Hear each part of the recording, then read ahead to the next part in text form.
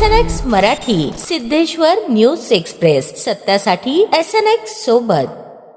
19 मे रोजी महाराष्ट्राच्या मंत्रिमंडळातील ओबीसी संदर्भातील सब कमिटीची बैठक झाली। माननीय चंद्रशेखर बावनकुळे साहेब, भुजबळ साहेब, गणेश नाईक साहेब, गुलाबराव पाटील साहेब, संजयजी राठोड साहेब हे 6 ओबीसींचे कॅबिनेट मिनिस्टर त्या सब कमिटीच्या बैठकीला होते। महाराष्ट्राचं सरकार अस्तित्वात आल्यापासून ओबीसीचा एकही प्रश्न प्रॉपर पद्धतीनं मार्गी लागत नाही, याचं आम्हाला दुःख आहे। दुसरी गोष्ट, देशभरामध्ये जातनिहाय जनगणना झाली पाहिजे ही आमची ओबीसींच्या अनेक संघटनांची देश स्वतंत्र झाला तेव्हापासूनची मागणी आहे, परंतु कास्ट वाईज सेन्सस होत नाही। सेन्ससचं काम सुरू झालेलं आहे। आम्ही ओबीसी बांधव भयभीत आहोत, कारण आम्हाला मोजलं जात नाही। आम्हाला मोजलं गेलं नसल्यामुळं आमची संख्या, आमचा इम्पेरिकल डेटा, आमचा सोशो इकॉनॉमिकल सर्वे गव्हर्नमेंटच्या हातात नसल्या कारणानं वेगवेगळ्या कोर्टांमध्ये वेगवेगळ्या ठिकाणी अडवणूक केली जाते। नक्की ओबीसींची संख्या किती? या महाराष्ट्राच्या 100% बजेटपैकी म्हणजे 7 लाख करोड रुपयांपैकी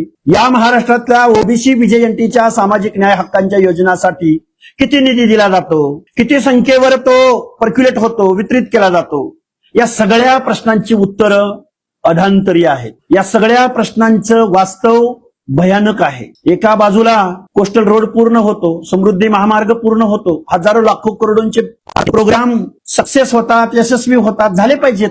आमचा त्याला विरोध असायचं कारण नाही। म्हणजे तुम्ही सोशल असिस्टन्स, पब्लिक वेलफेअर बघताय, लोककल्याणकारी राज्य करायचं तुम्ही प्रयत्न करताय, पण दुसऱ्या बाजूला जे सामाजिक न्यायाच्या प्रत्यक्षमध्ये आहेत, ज्यांच्या बाबतीत सामाजिक दुजाभाव झालाय, मग ते SC/ST बांधव असतील, ओबीसी बांधव असतील, विजयंती बांधव असतील, या लोकांना तुम्ही जिल्ह्याच्या ठिकाणी एक वसतिगृह देऊ शकत नाही, महाज्योतीला निधी देऊ शकत नाही, असे अनेक प्रश्न आहेत। जवळजवळ 11-12 प्रश्न मी त्या दिवशी ओबीसीच्या सब कमिटी समोर मांडले। आमचा ज्वलंत आणि जिव्हाळ्याचा प्रश्न असा आहे, गेल्या 2-4 वर्षापासून आम्ही आंदोलन करतोय महाराष्ट्रामध्ये, ओबीसीचं आरक्षण संपलंय। जरांगे नावाच्या एका खुळचट, अशिक्षित, अनपढ माणसाच्या मागण्यावरून महाराष्ट्रातलं ओबीसीचं आरक्षण संपवलंय, लोकनियुक्त सरकारनं संपवलंय आणि आमच्या 50-60% ओबीसींच्या हिताचं संरक्षण करण्यामध्ये महाराष्ट्राचं सरकार अपयशी ठरलंय। हा आमचा आरोप आहे सरकारवरती। सरकार आम्हाला कधीही ओबीसींचा काय से आहे, ओबीसींचं काय म्हणणं आहे मध्ये बसायचं, आंदोलनाची घोषणा करायची आणि तिथं महाराष्ट्र शासनाचं शिष्टमंडळ जाणार,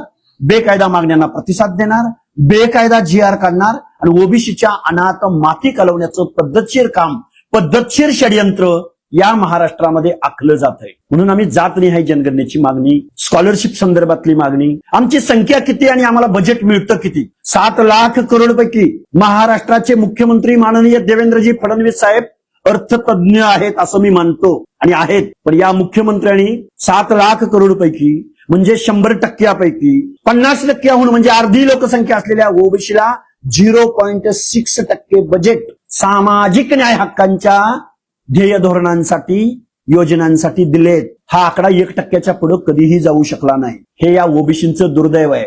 आजही भटके विमुक्त जाती जमाती जमिनीशी समांतर पालामध्ये राहतात।